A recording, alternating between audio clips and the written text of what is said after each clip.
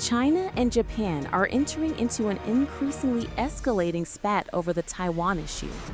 And with both nations refusing to back down, there are fears that the situation could lead to a full-blown war.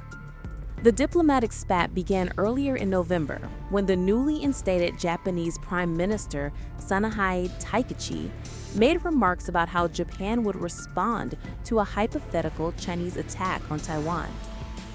On November 7, Takaichi, while speaking in the parliament, said that a Chinese naval blockade or any other action against Taiwan will prompt a Japanese military response. This response was not something her predecessors have ever made before, as they have only expressed concern about the Chinese threat to Taiwan, but never mentioned a response. This statement immediately raised protests from China, with both its foreign and defense ministries demanding a retraction of the comments.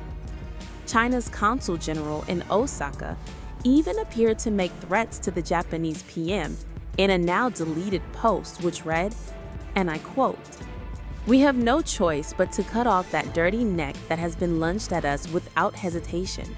Are you ready?"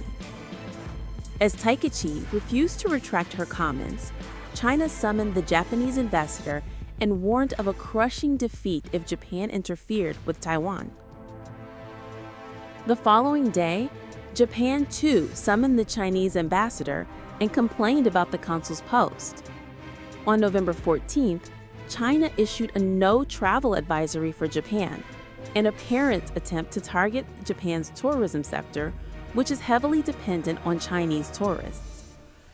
China has also warned Chinese students studying in or planning to study in Japan about the recent crimes against Chinese. China further increased tensions as its Coast Guard started patrolling disputed areas in the East China Sea.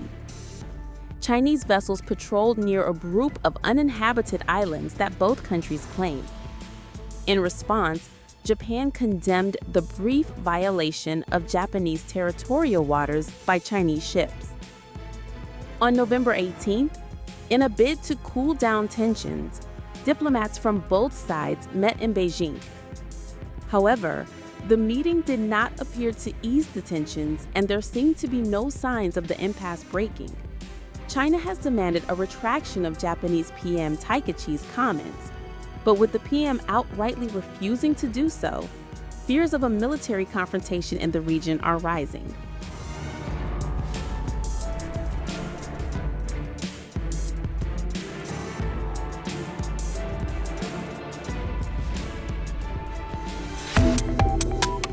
Subscribe to One India and never miss an update.